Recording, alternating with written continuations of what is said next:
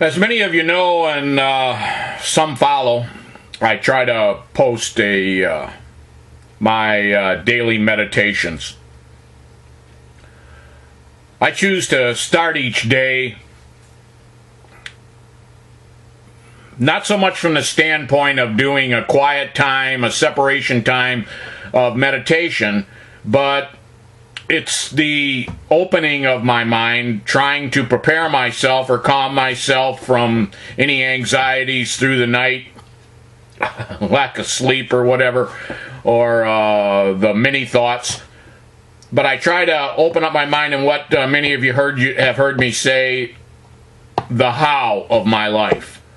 Honesty, H, honesty, O, open-mindedness, W, willingness.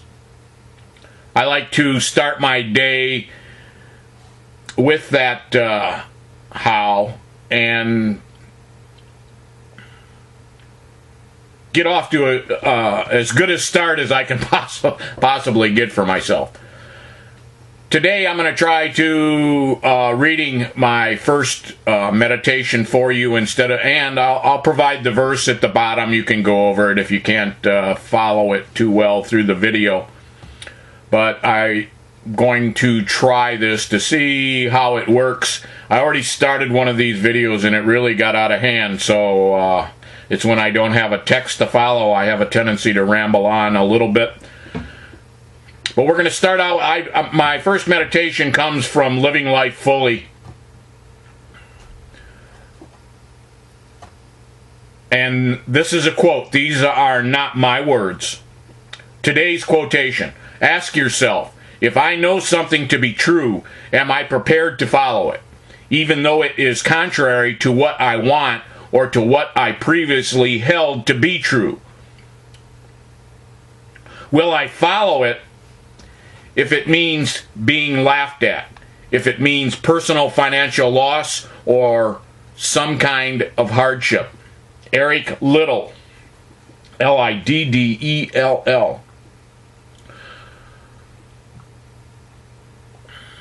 The author of the article's interpretation of what that Eric's words meant. Today's meditation. Conviction tends to be hard to come by. The line between conviction and stubbornness seems to grow dimmer all the time as we tend to see standing by one's convictions less as a sign of strong character and more as a sign of a closed mind. The trick lies in recognizing what is truly the truth and what is something that we believe for now, but that may change. For example, I used to believe that competition is always a very positive part of our lives and that teaching kids how to function in competitive situations was very important for them. I don't believe that now. I believe that we overdo competition, and our kids suffer a great deal of stress and undergo many problems because of our emphasis on it.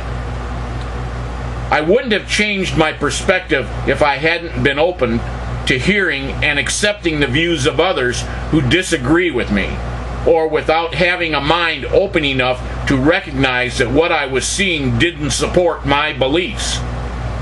On the other hand, I believe very strongly that children should be treated with dignity and respect, and I will stand up for that belief whenever I'm called to for the rest of my life. But that's an easy one. There are few people who would cause me to stand up for that by presenting an opposing view.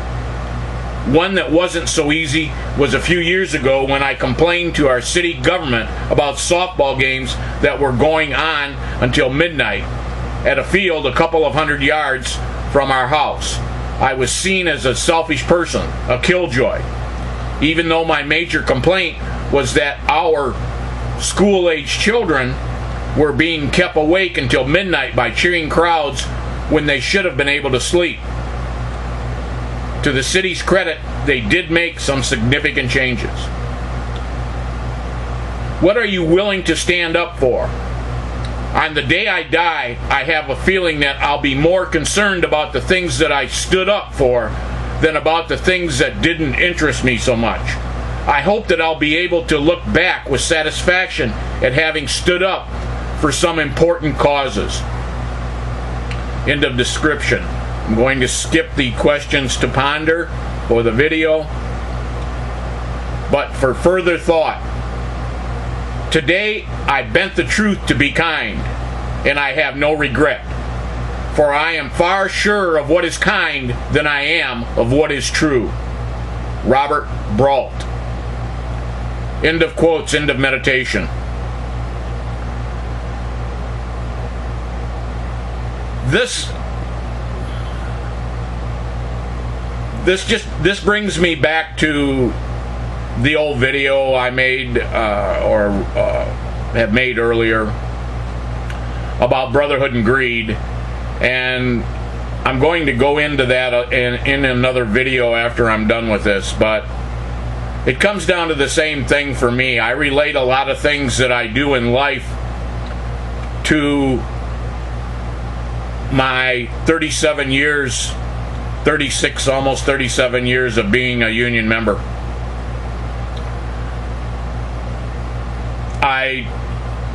I look at it as an asset, because without it, I don't believe my character or the progress I've made through life, through the course of change, would be as well defined. But as I say, I'm going to get into another video. Look for it very shortly. But right now, I wanted to see what this looked like on video.